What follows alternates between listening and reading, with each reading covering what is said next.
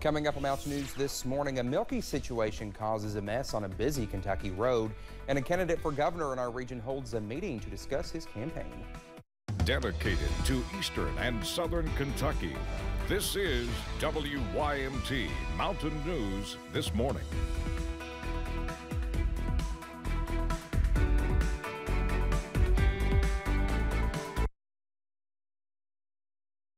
Alrighty, good morning to you. It's almost 6:34. It's Wednesday. Man, we almost made it to Friday. And it's Cameron's Friday, actually. Woo! So now I'm upset with him about that. So. I'm just the luckiest man in the world. Are you? You know what I mean? A Friday on a Wednesday. I mean, you can't get much better than that. That's true. Dakota, do we have time for a story? Let me tell you a quick story. We always have time for stories. So we had some sleet this morning, right? So when I was back home as a kid, so one day we had some sleet, and I didn't know the difference between sleet and snow. I thought it was just all the same thing. So me and my brother would go outside and have snowball fights.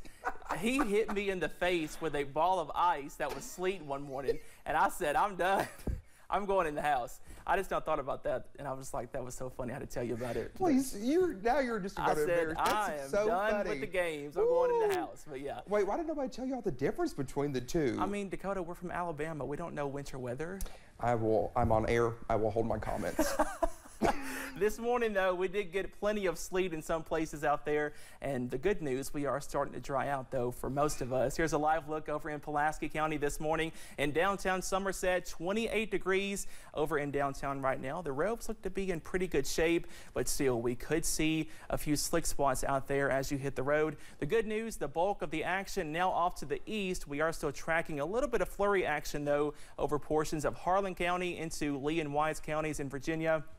In those temperatures, they are staying chilly this morning. Upper 20s, lower 30s, 30 for Grundy, 26 in Pikeville, 27 for Jackson, and 28 over in Somerset. The good news, most of our counties were able to be let go from that winter weather advisory. It will continue, though, for the areas along and south of the Hal Rogers Parkway near the Kentucky and Tennessee and Virginia borders, and that will continue until 10 a.m. this morning. We do start to dry out, though, into this afternoon under a cloudy sky, maybe a few peaks of sunshine, temperatures topping out in the middle to upper 30s. That full forecast coming up in just a little bit. Dakota? All right, Cameron, thank you. The Laurel County Coroner's Office told WYMT it has identified the body of a missing woman. Angelia Satterfield was last seen around noon on January 23rd at the Cumberland Falls State Resort Park. On January 28th, the London Laurel Rescue Squad said its rescue units pulled a body from a lake in London. It was called in by a fisherman around 11:35 that morning. The body was later identified as Satterfield. The details surrounding her death have not been released. Kentucky State Police released the name of one of the two people killed in a crash in Floyd County on Monday. Troopers say the crash happened at about 8 a.m. near Kentucky Route 1428 in the Allen community. Officers say 39-year-old Paula Vasquez of Prestonsburg died at the scene. A juvenile passenger in her vehicle also died from their injuries after being taken to a hospital. Their name has not been released. Two people were indicted in connection with an infant's death in Rockcastle County Friday. Kentucky State Police say the investigation began on August 2nd of last year. A grand jury indicted 23-year-old Kirsten Durham and her then-boyfriend, 32-year-old Jonathan Durbin. Both are facing one count of second-degree manslaughter and one count of second-degree criminal abuse. Well, there was a big mess on a busy road in southern Kentucky Tuesday morning after a tanker truck carrying thousands of gallons of milk crashed. It happened just past the off-ramp of Hal Rogers Parkway onto the 914 bypass in Somerset. Emergency crews say the tanker was headed into Somerset from the parkway when it flipped over and actually barrel rolled. The driver was taken to a hospital for what we are told are non-life-threatening injuries. An environmental crew was called to clean up the milk, which could cause problems if it were to get into the waterways. In the quantities that this is, milk can be a danger to aquatic life.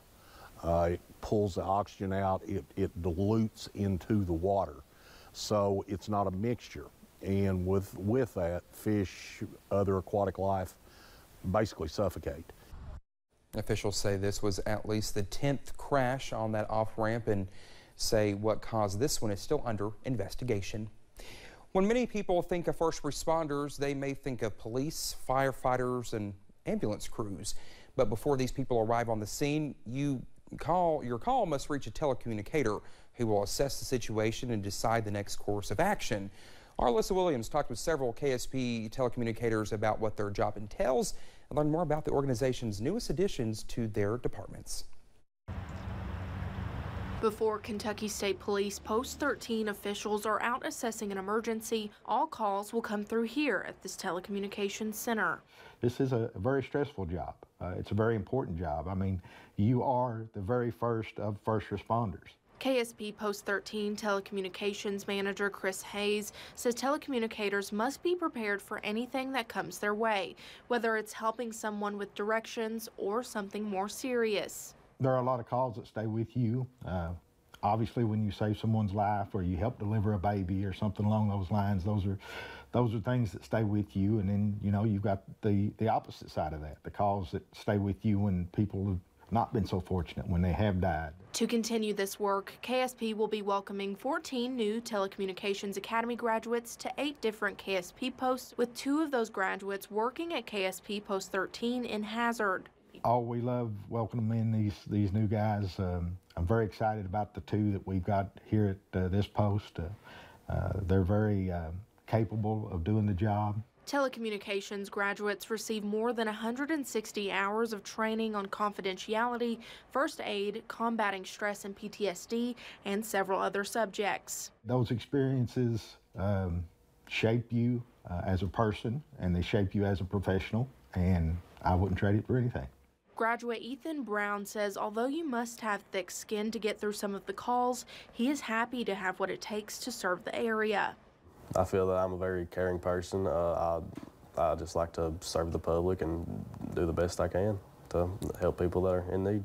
Picking up the phone when duty calls. In Hazard, Alyssa Williams, WYMT Mountain News. KSP says if someone is interested in this line of work, they should reach out to their local KSP post to learn more about job shadowing opportunities. Somerset Mayor and Republican candidate for governor Alan Keck hosted a town hall meeting in Williamsburg last night.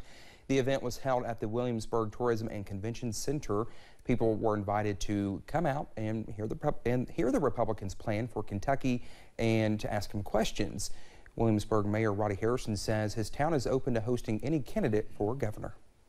And he called and said, hey, I'd love to do a meet and greet in your town.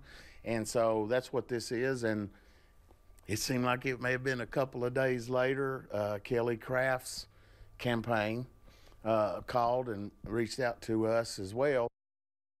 Kelly Knight Craft will be in Williamsburg on Friday.